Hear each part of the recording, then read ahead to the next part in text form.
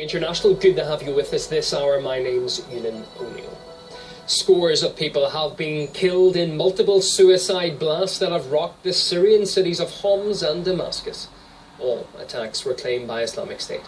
In Homs, 2 car bombs went off at a busy crossroads, while in Damascus, explosions targeted an area with schools and a hospital.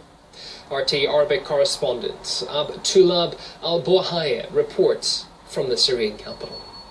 Here you can see the remains of the vehicle that was used as a car bomb. The blast it caused led to a high number of civilian casualties, since people usually gather in the market area during the evening. We already know that ISIL has claimed responsibility for the attack. This area is also one of the oldest suburbs in Damascus, and one of the main destinations for Muslim pilgrimages. Despite the late hour, you can see the devastation from the explosions, and it's easy to imagine its power by just looking at the destruction. Well, the blasts coincide with a new round of talks on a Syrian peace plan between Russia's foreign minister and the US Secretary of State. New terms have now been agreed in a bid to bring some level of security to the war-torn country. At the same time, Islamic State has come under intense pressure on the battlefields across Syria.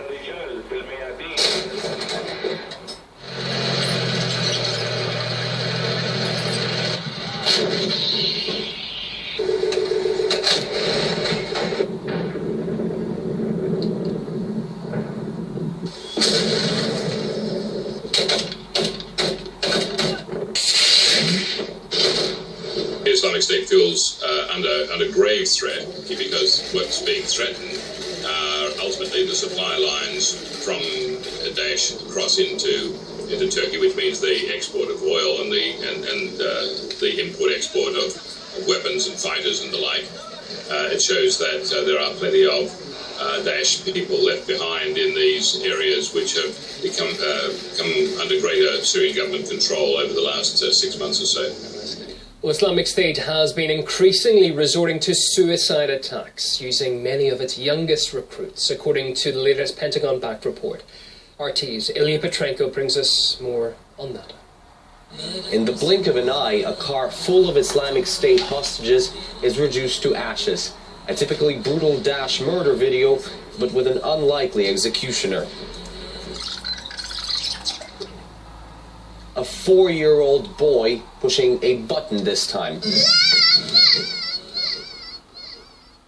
Only this weekend, a new Pentagon-backed report revealed ISIS has been sending a growing number of youngsters on suicide missions, and also more and more children are shown in ISIL propaganda videos, like in this gruesome clip.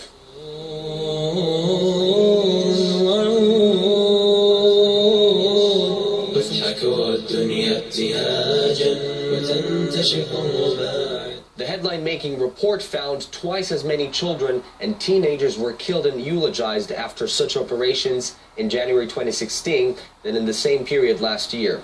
The details provided were truly shocking. A new report is out on the use of ISIS child soldiers. The majority of them were killed detonating improvised car bombs or as soldiers in the battlefield. But the findings also featured the nationality of the dead children, something I haven't seen on the front pages.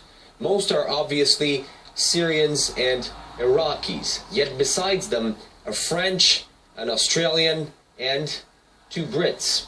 We don't know exactly how the researchers identified their origins, but it's no secret there's been a slow yet steady flow of British families boosting Daesh. These are usually young able men who are willing to fight, young able women who are willing to provide help, who believe that the kingdom of God is coming, the caliphate is coming, and those people just pack everything they have, take their families and go specifically to the likes of Daesh. It looks like a well-established system indeed. The estimates on the Brits who are engaged with the Daesh are somewhere around 800. But again, these figures probably do not tell the truth. Probably it's twice as much. All 12 of us have made it to Syria, and why should this number be shocking?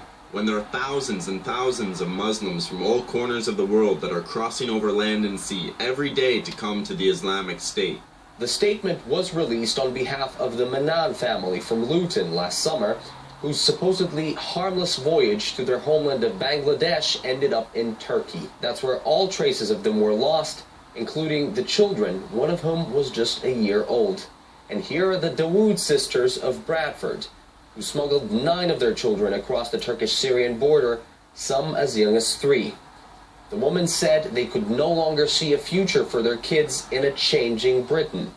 And just a few months later, another family from the same city vanished with their 5 children, aged between 5 to 15 years, after buying one-way tickets to Turkey. All these families are passing through Turkey when there's a high-profile case attracting a lot of media attention. The Turkish border police stop the family, but most of the time they are waved through. Turkey couldn't care less as long as they fight against the government in Damascus. That's what they want. So why would they want to close the borders? Because it is not in their interest to stem out terrorism and militancy from Syria. Turkey would still be used as a sort of route or main route for people who would want to join the Islamic State or whatever Al-Qaeda affiliated group.